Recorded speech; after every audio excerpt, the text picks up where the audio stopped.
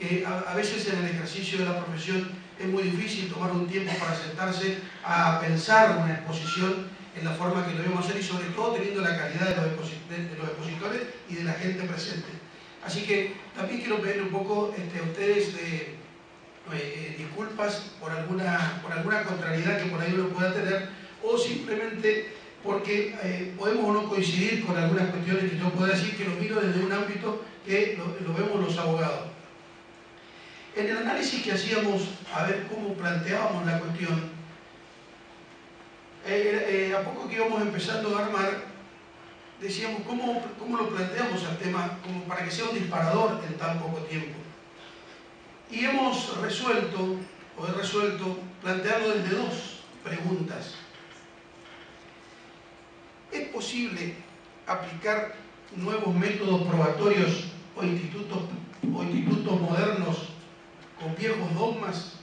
Esta es una pregunta que vamos a tener que tratar de dilucidarla al final del Ateneo. Y en segundo lugar, si somos capaces de transformar esos dogmas y adecuarlos o equipararlos a la evolución que viene sufriendo el derecho procesal a lo largo de todo este tiempo. No creo que sea yo el indicado para dar solución a estas respuestas. Debemos serlo entre todos. Independientemente de eso, seguramente no va a ser nada novedoso cuando diga que el derecho procesal es una de las ramas que más cambios y transformaciones ha sufrido en los últimos tiempos. Estos han sido constantes, han sido forzosos, han sido necesarios. Y esto tiene que ver porque implica la validación de un juicio contrafáctico al que naturalmente todos debemos estar atentos y debemos estar activos. En ese sentido, sabemos que las reformas procesales tienen en muchos casos efectos anticipatorios que nos permiten intervenir con anterioridad, pero también tienen reacciones ante los problemas que se plantean o ante las pretensiones que se plantean. Lo cierto es que por acción, por reacción o también por autogeneración, nada en el derecho procesal está llamado a ser perenne. Todo es imperecedero. Todo el derecho procesal está permanentemente sujeto a crítica, a modificación, está sujeto a cambio. Decir que algo es antiguo, es moderno en el derecho procesal, seguramente mañana será viejo. Todos y cada uno de nosotros que participamos en esta obra colectiva del proceso, debemos invitarnos a la creatividad, producida a partir primero de los doctrinarios, que permanentemente están buscando esa incesante creatividad que día a día aparece. Pero también están obligados los jueces. Están obligados los jueces porque tienen en ese sentido que tienen que procurar la realización de la justicia material. Pero también, y por eso decía que es muy importante nuestra participación, también tenemos que ver los abogados, que somos aquellos encargados de abrir las puertas para la jurisdicción, para que los jueces actúen. Nunca, absolutamente nunca, tendrá fin esta inventiva procesal. Hoy estamos hablando de las notificaciones electrónicas, estamos hablando de la firma digital, estamos hablando de los expedientes virtuales.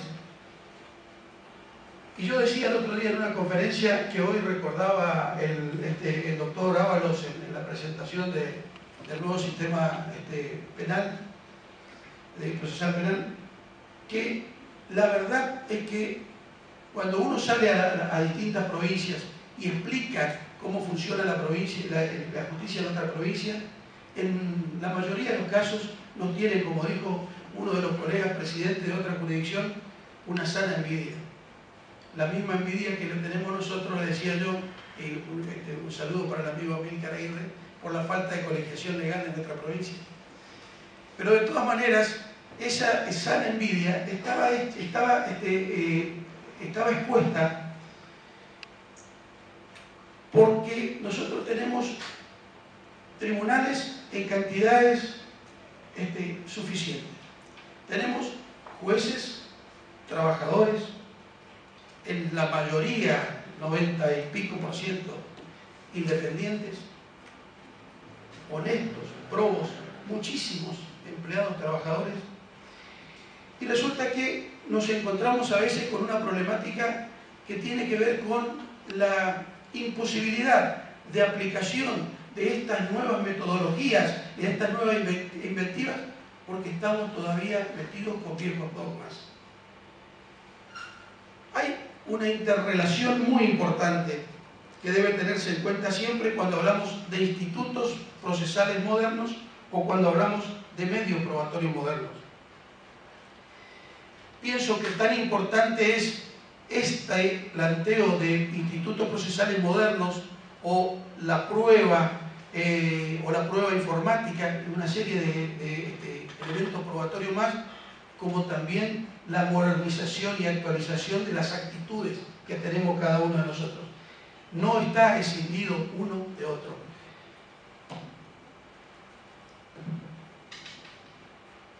Vivimos en una época de máximo esplendor del derecho. Se han constitucionalizado prácticamente todos.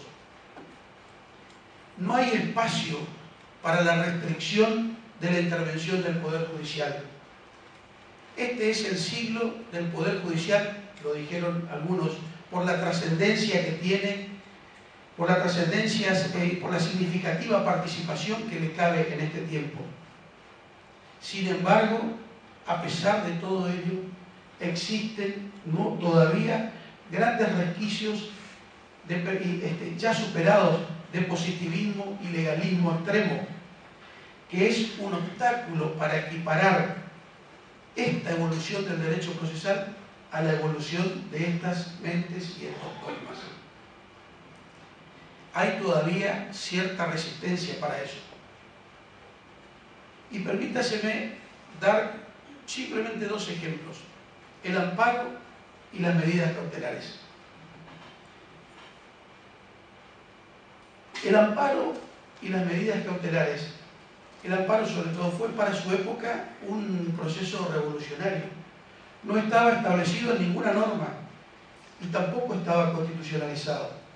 Era una época en que la Constitución no estaba vigente o estaba relativamente vigente o condicionada en su aplicación. Estamos a 64 años de CIVI y a 63 años de COT y todavía nos seguimos preguntando si el amparo es excepcional o no, si es subsidiario o residual, si es directo o es alternativo. Y estamos planteándonos sobre la restricción de las medidas cautelares. ¿Cómo podemos hablar de nuevos métodos probatorios si seguimos todavía pensando viejos dogmas?